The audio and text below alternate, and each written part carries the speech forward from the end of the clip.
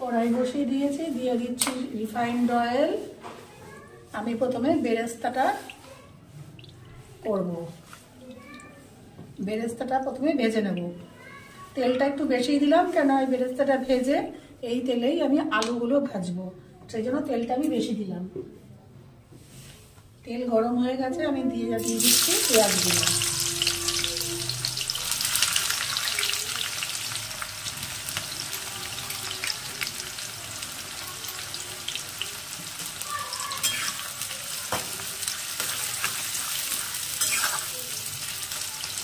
এটা পুরো হাই ফ্লেমে আমাকে ভাজতে হবে। এখানে আমার বেরেস্তা রেডি। আমি এবার গ্যাসটাকে বন্ধ করে এটাকে তুলে রাখবো, তুলে ঠান্ডা করে নেব।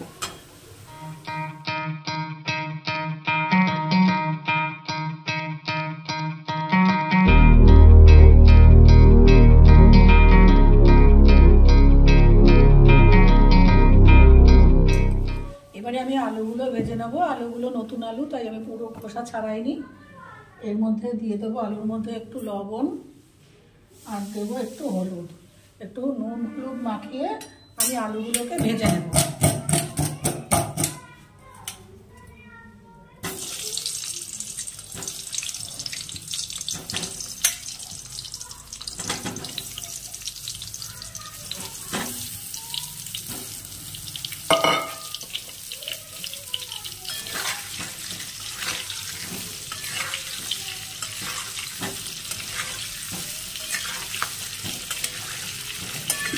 আমি আলুটা ভাজতে ভাজতে এখানে মাংসটাকে ম্যারিনেট করে নেব। দিয়ে দেবো প্রথমে টক দই। এখানে আমি পুরো টক দইটাই দিয়ে দেবো। আপনারা আপনাদের মাংসের পরিমাণ অনুযায়ী টক দইটা অ্যাড করবেন। প্রথমে দিয়ে দেবো টক দই, তারপরে দেবো রসুন বাটা। 3 চামচ রসুন বাটা দিলাম। 3 চামচ দেবো আদা বাটা।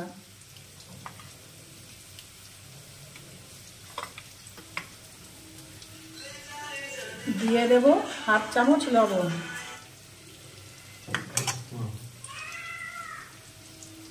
একটু দিয়ে দেবো হলুদ, 1/4 টিস্পুন হলুদ। দিয়ে দেবো একটু বিরিয়ানি মশলা। এটা কিন্তু হোমমেড বিরিয়ানি মশলা।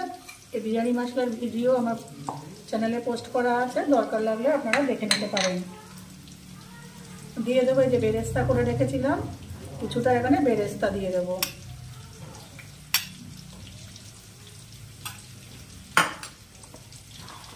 দিয়ে এবারে খুব ভালো করে মাংসটাকে ম্যারিনেট করে নেব। প্রত্যেকটার মধ্যে যেন খুব ভালো করে মশলাগুলো লাগে।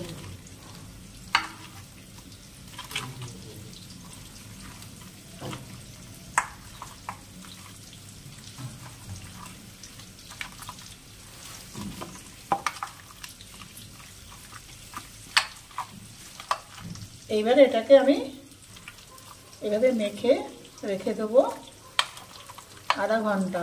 না, আর দুটো জিনিস দেওয়া বাকি আছে, একটু সেই দুটো জিনিস দিয়ে দেই। এই দুটো দিয়ে আমি মেখে রেখে দেবো আধা ঘন্টা। 1 মিনিট একটু অপেক্ষা করুন, আমি হাতটা ধুয়ে ফিরে আসছি। এবারে দিয়ে দেব এখানে 1 চামচ পরিমাণ কেওড়া জল। 1 চামচ পরিমাণ গোলাপ জল। আপনারা কেওড়া জল, গোলাপ জল আপনাদের মাংসের পরিমাণ বুঝে, বা অনেকে গন্ধ পছন্দ করেন না, বেশি উগ্র গন্ধ পছন্দ করেন না, সেই বুঝে দেবেন। আর দিয়ে দেব 2-1 ফোঁটা, 1 ফোঁটা দিলেও খুব ভালো, জাস্ট 1 ফোঁটা দিলাম হচ্ছে মিঠা আতর। দিয়ে আমি মাংসটাকে ভালো করে আবার মাখিয়ে প্রত্যেকটার মধ্যে যেন মশলা কোটিং হয় সেইভাবে মাখিয়ে এটাকে আমি আধা ঘন্টা না 1 ঘন্টা রাখবেন। যেহেতু মাটন সেহেতু এটাকে 1 ঘন্টা রাখতে হবে। আচ্ছা, আমি কিন্তু মাংসে এক্সট্রা একটু চর্বি রেখেছি, নিয়ে এসেছি ইচ্ছা করেই। চর্বি না হলে কিন্তু বিরিয়ানির টেস্ট সঠিক আসবে না, সেই জন্য চর্বি ইচ্ছা করেই কিছুটা নিয়ে এসেছি। আপনারাও যদি পারেন একটু চর্বি অ্যাড করবেন মাংসের মধ্যে।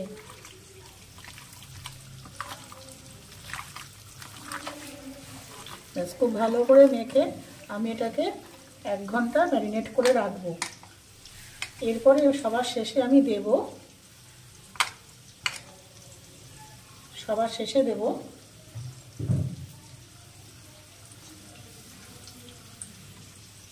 একটু ভিনেগার,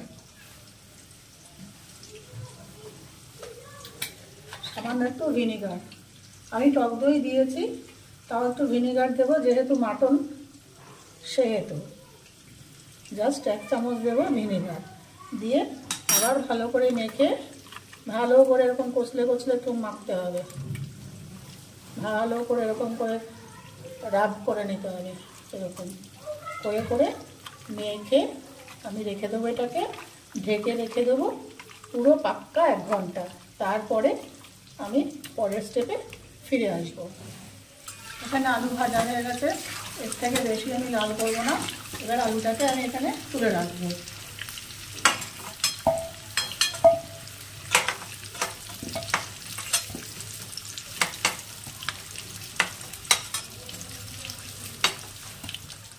আমি এখান থেকে এটা দেরাতুন রাইস নিয়ে নিয়েছি।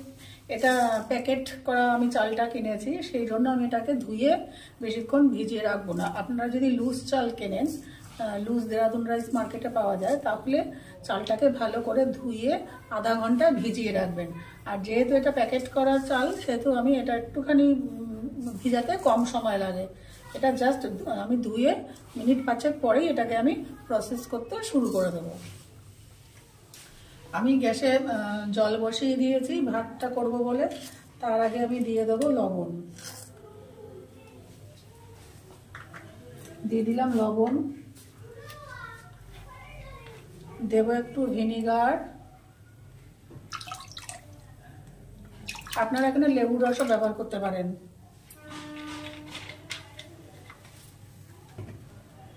আর আমি দেব 2-3 চামচ একটু রিফাইন্ড অয়েল। এই রিফাইন্ড অয়েলটা দিলে চাল লেগে যাবে না, ঝরঝরে থাকবে একদম। এবার জলটা ফুটে উঠলে আমি চালটা দেব। আচ্ছা, এর মধ্যে এবারে দেব আমি তেজপাতা, বড় এলাচ, দারচিনি, লবঙ্গ আর ছোট এলাচ। আপনারা যদি মনে করেন তাহলে এই মশলাগুলোকে একটা পরিষ্কার সাদা কাপড়ে পুটলির মতন করে বেঁধে আপনারা এর মধ্যে দিতে পারেন। আর আমি এর সাথে একসাথে দিয়ে দিলাম, কোনো অসুবিধা নেই।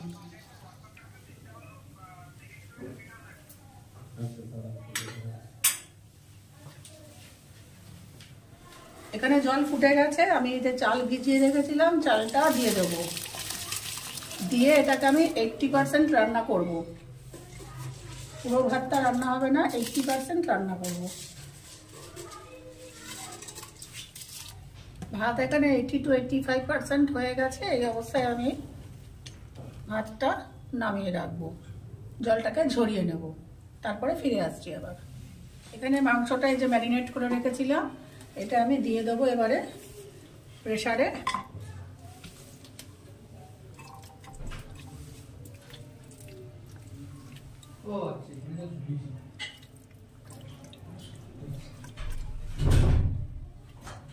দিয়ে এবার ভেজে রাখা আলু কটা দিয়ে দেবো উপরে।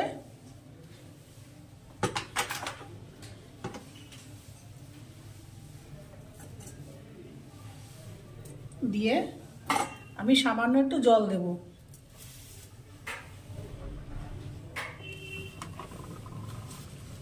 সামান্য জল দেব, কেননা মাংসের থেকে জল বেরোবে। ব্যাস, জল দিয়ে আমি প্রথমে 2টো সিটি দেব, তারপর খুলে দেখবো মাংস হয়েছে কিনা। যদি না হয় আরেকটা সিটি দিয়ে নামিয়ে নেব।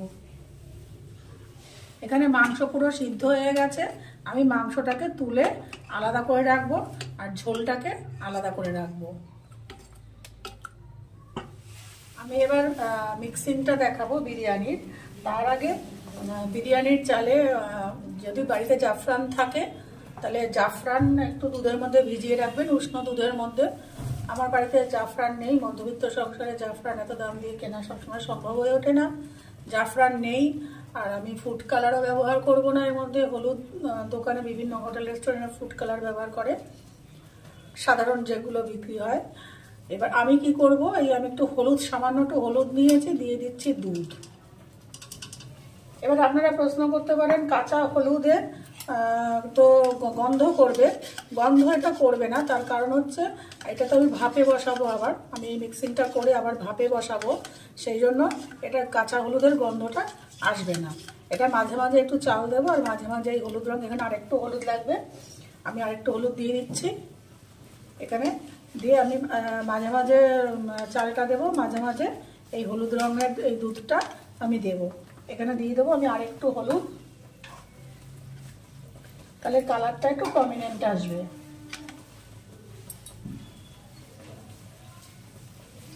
আর যেহেতু আমি এটাকে আবার ভাপে বসাবো, সুতরাং কাঁচা হলুদ তার গন্ধ থাকার একটা ভয় থাকতে পারে আপনাদের, সেই ভয়টা কোনো প্রশ্ন আসে না, ব্যাস। আর আপনাদের বাড়িতে যদি জাফরান থাকে, জাফরান দুধে গুলে রাখবেন, কি ফুড কালার দুধে গুলে রাখবেন। আমি কোনোটাই ব্যবহার করছি না, আমি জাস্ট ঘরোয়া পদ্ধতিতে রেস্টুরেন্ট স্টাইল বানাতে চাইছি, সেই জন্য দিয়ে দিলাম হলুদের মধ্যে একটু দুধ দিয়ে গুলিয়ে রাখলাম। এবারে আমি প্রথমে একটু ঘি নিয়ে প্রথমে একটু ঘিয়ে ছড়িয়ে নেব, ঘি ছড়িয়ে লাগিয়ে নেব।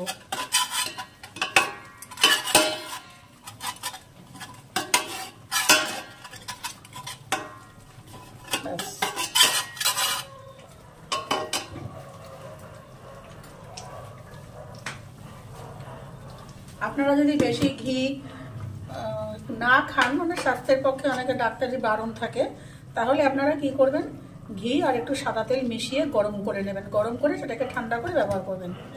দিয়ে দিচ্ছি, আমি লেয়ারিংটা শুরু করছি। দিয়ে দিচ্ছি তৈরি করে রাখা ভাত।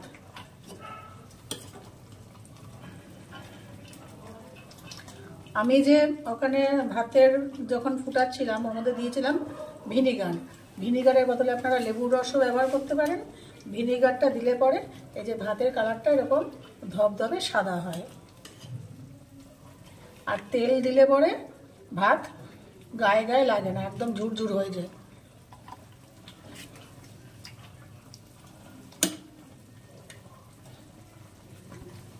দিয়ে দিচ্ছি একটা লেয়ার প্রথমে ভাত।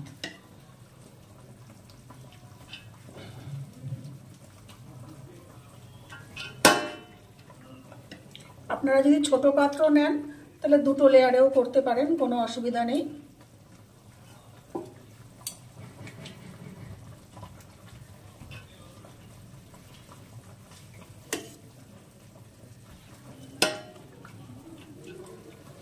আচ্ছা, এবারে দিয়ে দেব মাটনের পিস, আলুর পিস মাঝে মাঝে দিয়ে দেব।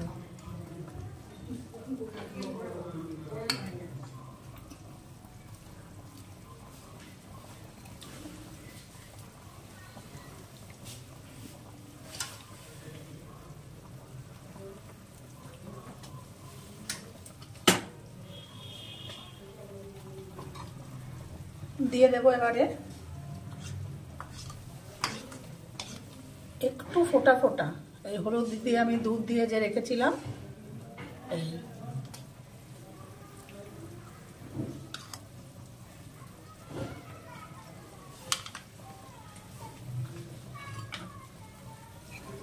দিয়ে দেবো বিরিয়ানি মশলা,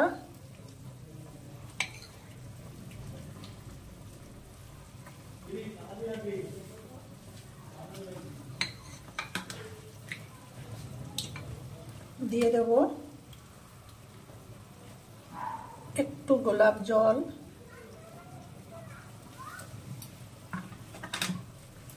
যারা বিরিয়ানিতে উগ্র গন্ধটা পছন্দ করেন না তারা এগুলো হাফ চামচ করে ব্যবহার করবেন। কেওড়া জল দিয়ে দিলাম, কেওড়া জল দিয়ে দিচ্ছি। বেরেস্তা ভেজে রেখেছিলাম, চামচটা যথারীতি হাতের থেকে পড়ে গেল। এই যে একটু বেরেস্তা ভেজে রেখেছিলাম, দিয়ে দিলাম বেরেস্তা। এইবারে দিয়ে দেব উপর দিয়ে অল্প একটু ঘি।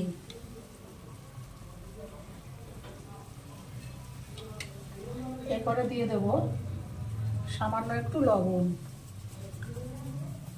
বেশি না, জাস্ট সামান্য একটু লবণ। আর দিয়ে দেব এই সামান্য কয়েক দানা একটু চিনি। আচ্ছা, এরপরে আমি আবার এর উপরে আরেকটা ভাতের লেয়ার দেব।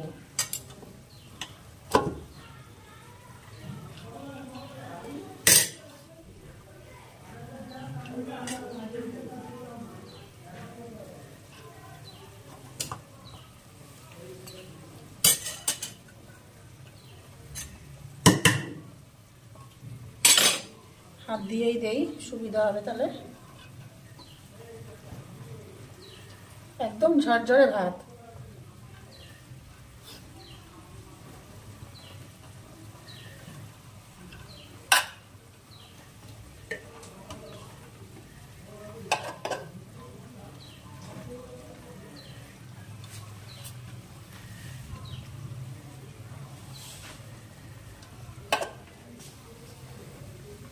ব্যাস, এবারে আমি দেব এই যে মাংস যে আমি সিদ্ধ করে রেখেছিলাম তার একটু ঝোল বেরিয়েছিল, সেই ঝোলটা একটু দিয়ে দেবো, তাহলে খেতে টেস্ট আসে।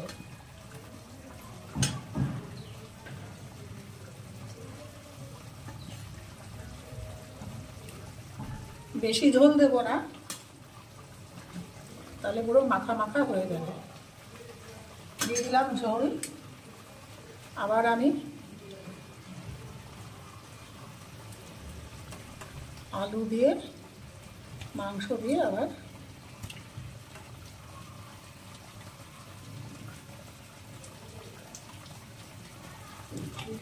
এবারে আবার আমি পরবর্তী প্রসেসে যাব।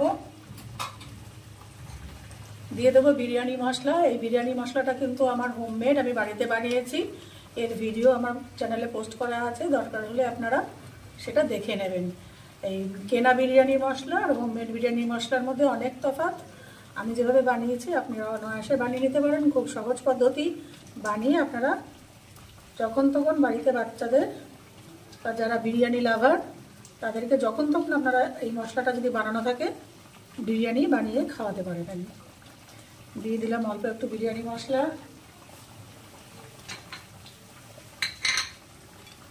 আবার দিয়ে দেবো একটু বেরেস্তা।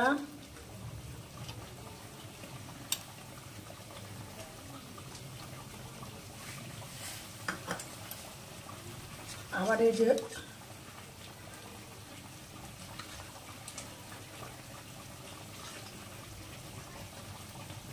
এটা একটু দিয়ে দিলাম।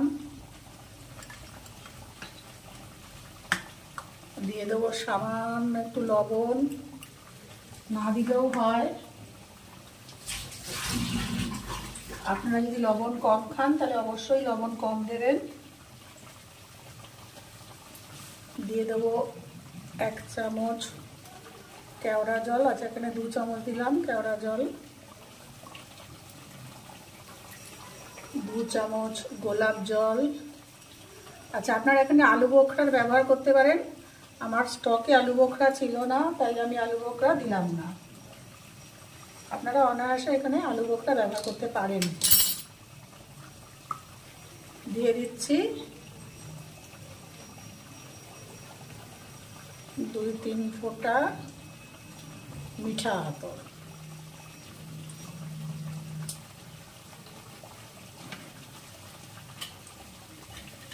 এরপরে আবার আমি উপরে আরেকটা লেয়ার দেবো ভাতে।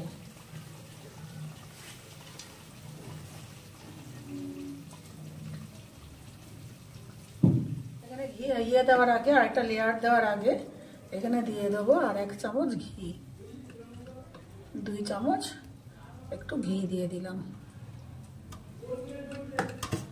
এবারে দিয়ে দেবো ভাতের আবার লেয়ারটা।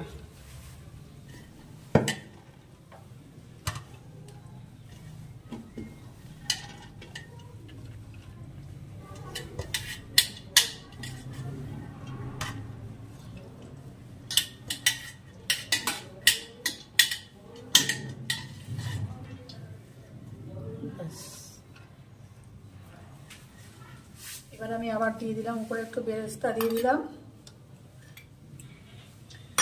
দিয়ে দেবো একটু মাংসের ঝোল,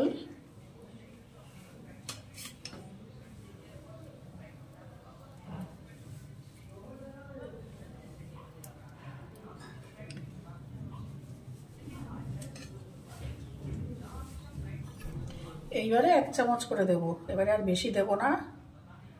1 চামচ একটু গোলাপ জল দেব, 1 চামচ একটু কেওড়া জল দেব, আর দেব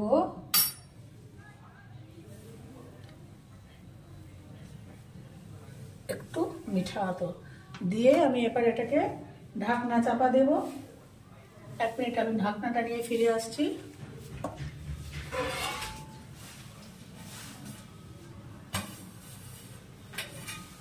এবারে আমি এটাকে ঢাকনা চাপা দেব, দিয়ে দমে বসাবো 10 মিনিট, একদম লো ফ্লেমে, একদম লো ফ্লেমে। আর দমে বসানোর আগে আমি দিয়ে দেব একটু দুধ,